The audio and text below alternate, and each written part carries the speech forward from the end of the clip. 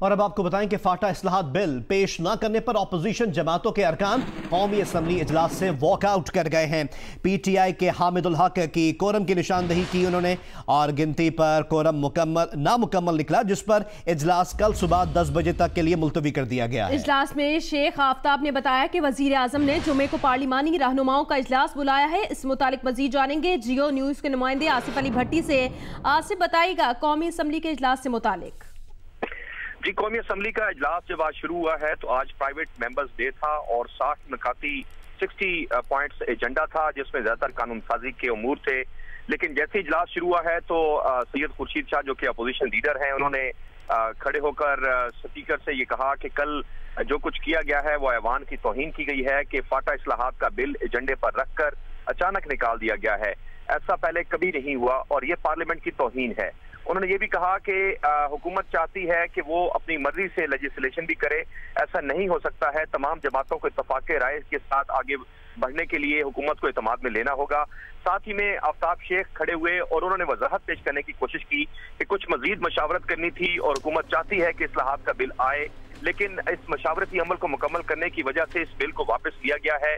लेकिन वजीर आजम शाहिद खकान अब्बासी ने जुमा के रोज तो पार्लिमानी जमातों के कायदीन की एक कॉन्फ्रेंस बुलाई है, जिसमें फाटा इस्लाहात के हवाले से तफसीली तौर पर गौर होगा और उम्मीद है कि इस मामले जो तहफ़्फ़ुज़ात हैं मुख्तलिफ लोगों को इस मामले के ऊपर उनको दूर कर लिया जाएगा। लेकिन इस वजाहत को अपोजिशन ने कबूल करने से इनकार कर दिया और ऐवान से वॉकआउट कर गए, जिसके बाद निशानदेही की हामिदुल हक पीटीआई के जो रुकन है उन्होंने और गिनती कराने पर कोरम पूरा ना निकला और डिप्टी स्पीकर ने यह इजलास। बहुत बहुत शुक्रिया आसिफ, हमें अपडेट कर रहे थे। फाटा इस्लाहात बिल पेश न करने पर अपोजिशन जमातों के अरकान कौमी असम्बली इजलास से वॉकआउट कर गए हैं।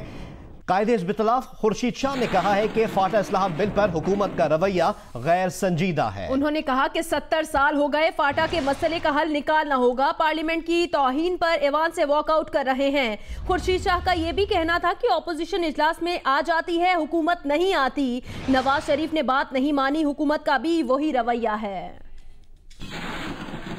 एम्प्टी हाउस है, कोई नजर नहीं आता।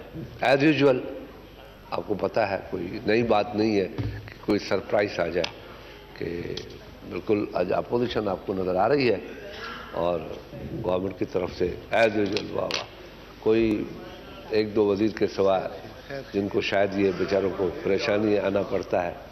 इन हालात में इस वक्त कोई बिल आ जाए और उस पर यूनानिमिटी हो, ये बहुत बड़ी बात थी जो मैं समझता हूँ हुकूमत ने ये ट्रेन मिस कर दी।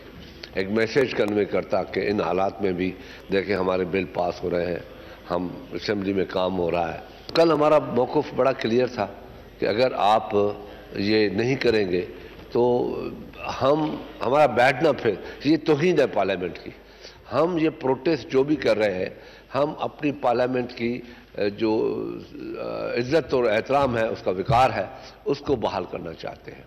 इस बिल को आप वापस लेके आएँ, पार्लियामेंट के पास लेके आए फिर, और जो टेक्निकलिटी आपकी है वो दूर हो। जब तक ये नहीं लाना चाहते तो मैं समझता हूँ हम पार्लियामेंट की ये तौहीन का हिस्सा नहीं बनना चाहते। Thank you very much. हम सपोर्ट भी करते हैं और ये उम्मीद के साथ कि कल आप इस बिल को लाएंगे।